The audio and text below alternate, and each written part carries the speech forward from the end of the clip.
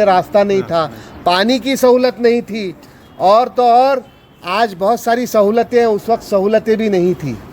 तो उस वक्त अब्दुल गनी हिप्परगी सर ने ये इदारा कायम किया और आज यहाँ पर साइंस के इतने वर्किंग मॉडल्स देखकर सब बच्चे इतने प्यारे अंदाज में बोल रहे हैं, ऐसा लग रहा है कि बच्चे बोलते रहे।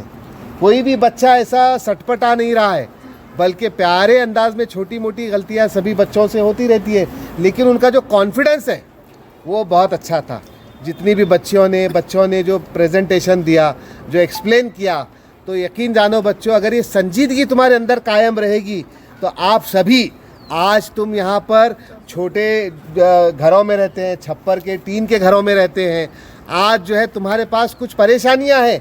कुछ ऐसे भी बच्चे होंगे जिनको जो है स्कूल का बस्ता नसीब नहीं होता होगा, किनको जो है वो स्कूल का ड्रेस नसीब नहीं होता होगा, लेकिन फिर भी अगर आप स्कूल आएंगे और ये टीचरों ने आपके ऊपर जो मेहनत की है, ये मेहनत आप 12वीं जमात तक अगर करते रहे, लड़के भी और लड़कियां भी, ऐसा नहीं कि 10वीं पास हो गए तो यार्ड में जाएंगे, 7वीं पास हो गए तो बिड़ियाँ बनाएंगे, फिर 10वीं पास हो गए तो शादी हो जाएगी, फिर ख़त्म, ऐसा बिल्कुल भी नहीं करना है।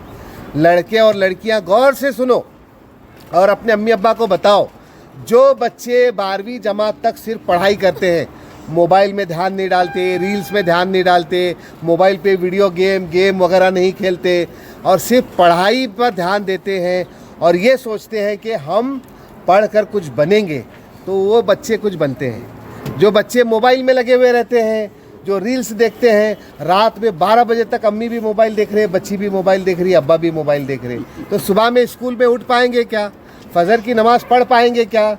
और मोबाइल जो है अच्छा भी है और बुरा भी है, लेकिन बुराई मोबाइल की जल्दी आ जाती है, अच्छाई नहीं आती।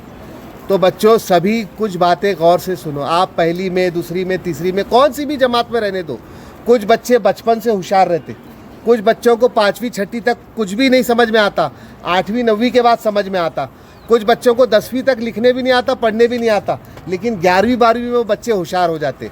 लेकिन तुम अगर रोज़ाना स्कूल आएंगे, दिल लगाकर पढ़ाई करेंगे, तो ज़रूर कुछ ना कुछ बनेंगे। अगर आपके अब्बा की टेलर की दुकान है, लेकिन तुम पढ़ेंगे तो फैशन डिज़ाइन करके वो दुकान को कंपनी में बदलेंगे। किसी के अब्बा फ्रूट की गाड़ी लगाते हैं, तुम अगर पढ़ेंगे, MBA करेंगे, तो तुम डीमार्ट के जैसा मॉल बनाएंगे, रिलायंस के जैसा मॉल बनाएंगे। कब कर पाएंगे वो?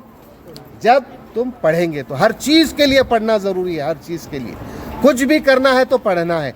हमारी बच्चियाँ इतना अच्छा बोल रही थी, मेरी तो ख्वाहिश हो रही थी सर ये पूरी बच्चियाँ टीचर बनना, कोई बच्ची साइंस की टीचर बने, कोई मैथ्स की बने, कोई इंग्लिश की बने, क्योंकि अक्सर शादी होने के बाद लोग क्या करते, नौकरी नहीं करने का बोलते, लेकिन टीचर की नौकरी रही तो घर में इजाज़त देते, हाँ टीचर बोले तो अच्छा है, चलो हमारी बहू टीचर बनकर जाएगी। दूसरा इंजीनियर वगैरह बोले तो नहीं, हमारी बहू को जो है वो इंजीनियर वगैरह नहीं बनाना है बोलते। तो जितनी बच्चियां यहाँ पर पढ़ रही थी ना, सब बता रही थी, मैं तो चाहूँगा कि वो टीचर बनो बेटा। आज अगर यहाँ पर एक अच्छे मैथ्स के टीचर को अगर लेना है तो सर को बहुत ज़्यादा परेशानी होगी, मिलते नहीं। अच्छे इंग्लिश के टीचर को लेना है, मिलते नहीं। अगर तुम सोचेंगे कि मेरा मैथ्स अच्छा है, मेरा इंग्लिश अच्छा है, मेरा मराठी अच्छा है, या स्पोर्ट्स में हम अच्छे हैं, स्पोर्ट्स की लड़कियाँ भी नहीं मिलती टीचर। बच्चों को, लड़कियों को स्कूल में स्पोर्ट्स सिखाने के लिए स्पोर्ट्स की लड़कियां नहीं मिलती बराबर। और आपने मुझे यहाँ बुलाकर इतनी इज्जत अफजाई की और मेरी बातें आपने सुनी, लेकिन खुशी कब होगी? जब आप अमल करेंगे। करेंगे बेटा इंशाल्लाह, जोर से बोलो सभी। चलो शुक्रिया, जज़ाकल्लाह।